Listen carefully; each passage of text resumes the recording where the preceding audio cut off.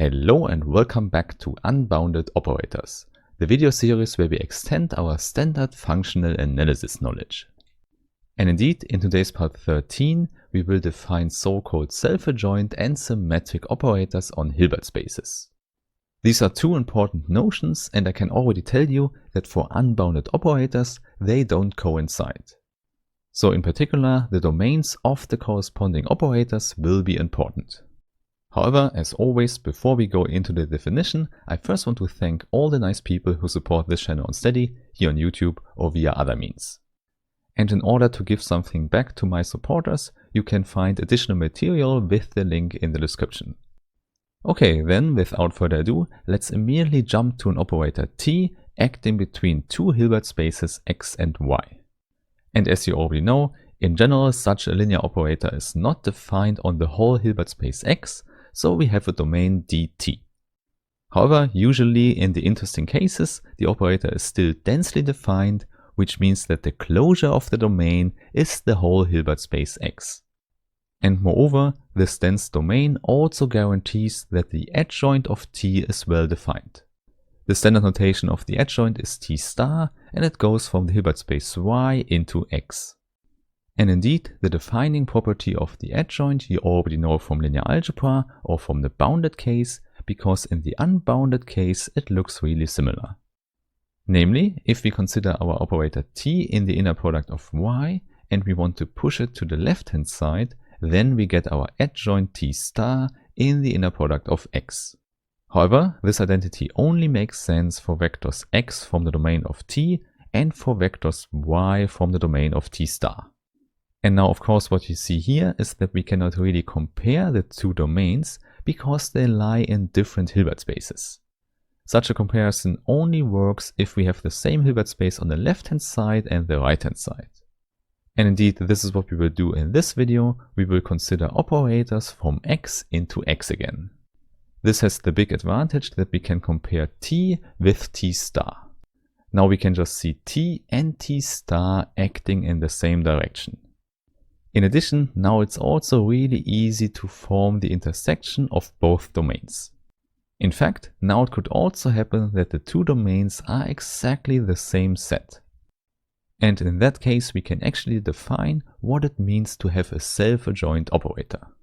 This means that T and T star should actually be the same operator. And we can formulate that by using the inner product relation from before. But now we don't have a space Y anymore. Therefore, let's use X and X tilde for the two vectors in the inner product. And now acting T on the right should be the same as acting T on the left. And this equation makes sense whenever X and X tilde lie in the domain of T. However, because of this domain restriction, the property here is not what we can call self-adjoint in the unbounded case. This makes sense because the domain of the adjoint T star could still be larger than the domain of T. Therefore, this nice equation here actually just tells us that T star is an extension of T. So you can see, in general, the two operators are not exactly the same. And therefore, in the unbounded case, we distinguish symmetric operators, which satisfy this equation, and self-adjoint operators, which actually have an equality here. And with that knowledge, we basically already have the next definition here. So we just take one Hilbert space X and an operator T from X to X.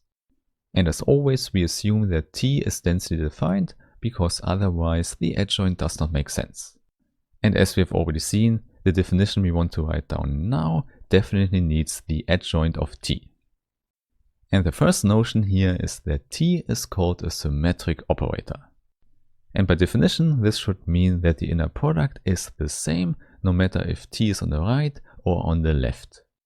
And in fact, for a densely defined operator, we have the equivalence here. We know that T star is exactly defined in that way, so it just means that T star is an extension of T. So this is what we mean by a symmetric operator. The two operators here act the same way, but one domain could be bigger than the other. So in general, for a symmetric operator, the domain of the adjoint is bigger than the original domain. So the only chance to get equality of the domains is to make the smaller one bigger. In that case, by definition, the domain of the adjoint could get smaller and maybe we reach an equilibrium in the middle. And then we would speak of a self-adjoint operator because there is no difference between T and its adjoint. So we just write T star is equal to T, which also means that the two domains coincide. And one important thing you can already see in this definition, namely, this only works if T is a closed operator already. We already know that T star is always a closed operator, so if we start with a non-closed operator T, it can never be self-adjoint. And this nice observation already leads to the next definition, because often we deal only with closable operators. Then we already know that T has a closure, but we might not know this operator explicitly. And then the term essentially self-adjoint comes in, which just tells us that the closure of T is self-adjoint. Hence the formula here is also simple, you just take T in the closure. And this one has a well-defined adjoint, which is equal to T overline again. So you see, this is exactly the same thing as saying that T overline, the closure of T, is self-adjoint. Okay, so this is the new definition, and please note that for bounded operators T that are defined on the whole Hilbert space X, these notions are all the same. So the distinction we do here is only needed because we consider unbounded operators. And in fact, soon we will see that we often need the strong notion of self-adjointness if we want to prove some important theorems. However, first let's say something about general symmetric operators. Namely, a symmetric operator is necessarily a closable operator. This might not be so surprising, but it also means that we can look at the closure of T as well. And now the nice result we get is that the closure is still a symmetric operator. This is not hard to show at all, so let's quickly write down the proof. As already mentioned and shown in the last videos, T star is always a closed operator. And now by assumption, T star is an extension of T. So you see, T has a closed operator as an extension, which means it's definitely closable. Indeed, this is easy to see because the graph of T lies inside a closed graph as well.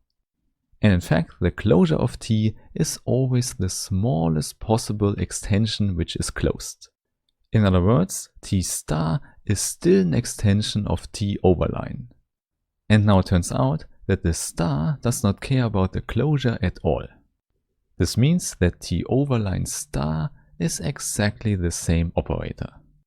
If you don't believe that, we can quickly show that by using our graph properties from part 11. Indeed, part 11 tells us that the graph of the adjoint is always given by an orthogonal complement.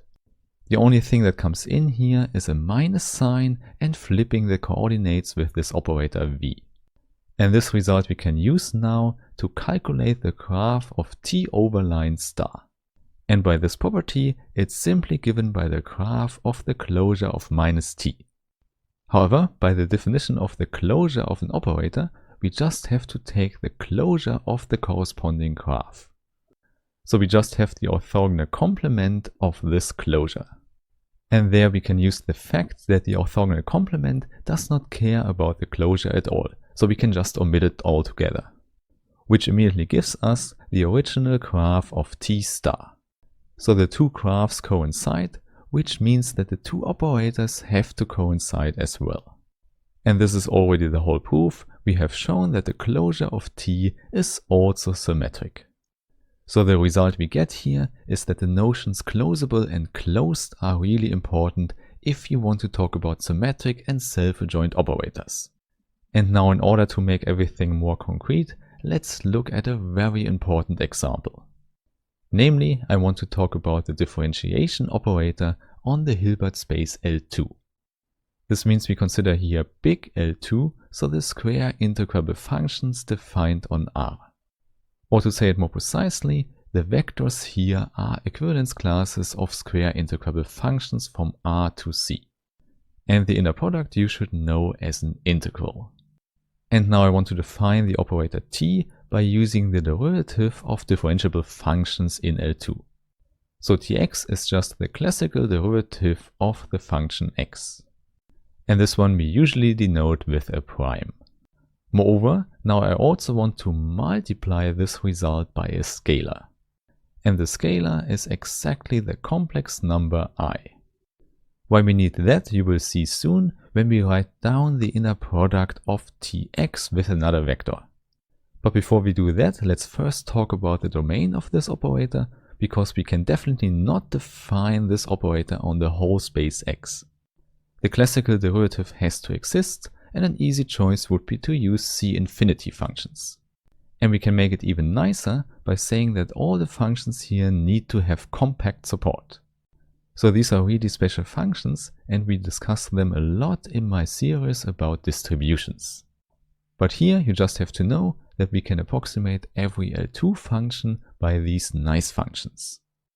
And this approximation result tells us that our operator T is a densely defined operator. So the adjoint is well defined, and we can go to our inner product. So let's take x and y as C-infinity functions with compact support and write down y with Tx. So by definition, this is just an integral where the first component gets a complex conjugation. So let's just write y of t complex conjugate. And then the second term is t of x, which is simply I times x prime. So not so complicated, and here we just integrate over t. The domain of integration is written as R, but we already know we could also choose a compact set in R to get the same result. And this is actually helpful because it means that integration by parts is possible. And even better, the boundary terms in the integration by parts formula will just vanish. So what remains is just a minus sign and the integral again. But in this integration, the derivative is not at x but at y. Otherwise nothing really changes, so the integration by parts formula is really simple here. And now for the last step, you might already guess that we want to push I to the function y prime. And in fact, this step will eat the minus sign because now I is under the complex conjugation. And with that we are done, because we can rewrite this integral as an inner product again. However, now the first component has ty and the second component is just x. And this is exactly what we wanted. We have the equality of the two inner products. And now you already know, the conclusion of that is that T is a symmetric operator. So you can remember, this combination I with the classical derivative gives us an operator which is close to a self-adjoint operator. However, in order to actually make it into a self-adjoint operator, we have to enlarge this domain here much more. And this also includes that one has to leave the classical notion of a derivative and go to a more general one. Of course, this is a discussion we should definitely do in another video. However, in this series we should first talk about the properties of symmetric and self-adjoint operators on Hilbert spaces. So let's do that in the next videos, and I really hope I meet you there. Have a nice day and bye bye.